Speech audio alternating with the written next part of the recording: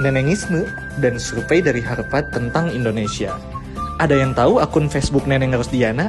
Akun petani yang secara sarkas melakukan kritik sosial dengan menyitir dan memberi pukulan terhadap paradigma Marxisme yang sering membawa soal penghapusan kelas lewat revolusi proletariat.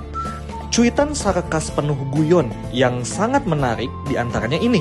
Coba lihat, dengan gambar orang sedang berbuka puasa bersama, Neneng memberi caption, "Dalam buka puasa bersama, keadilan sosial bukan sekadar teori yang membawa banyak berbagi, yang tak punya tetap kebagian." Mungkin Karl Marx lupa mencantumkan ini di Das Kapital.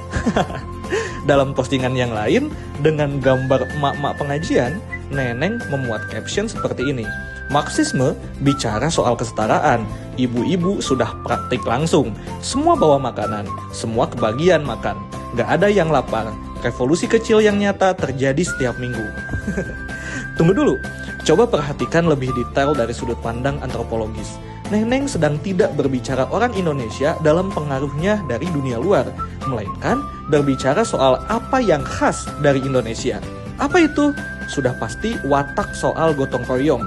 Indonesia sejatinya tidak akrab dengan teori konflik yang menghadap-hadapkan anak bangsa, melainkan Indonesia akrab dengan gotong royong, welas asih, dan saling membantu, dan kuat bercengkrama dengan sesama orang Indonesia. Ini semua termanifestasikan diantaranya dalam agenda buka bersama, pengajian ibu-ibu, dan nongkrong begadang sampai larut malam.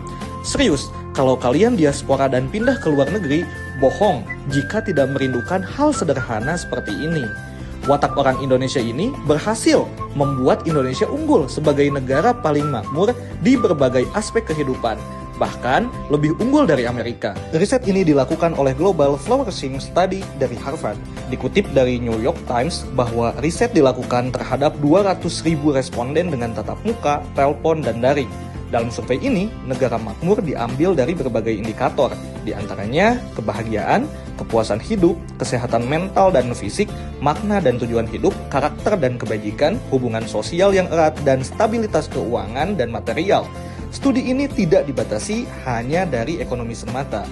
Indonesia menjadi juara di semua indikator yang disebutkan tadi.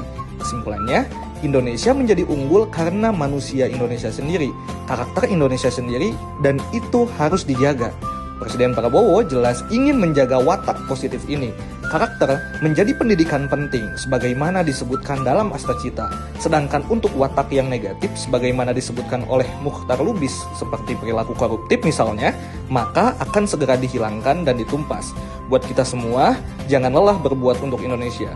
Dukung segala hal baik dari kebijakan Presiden Prabowo.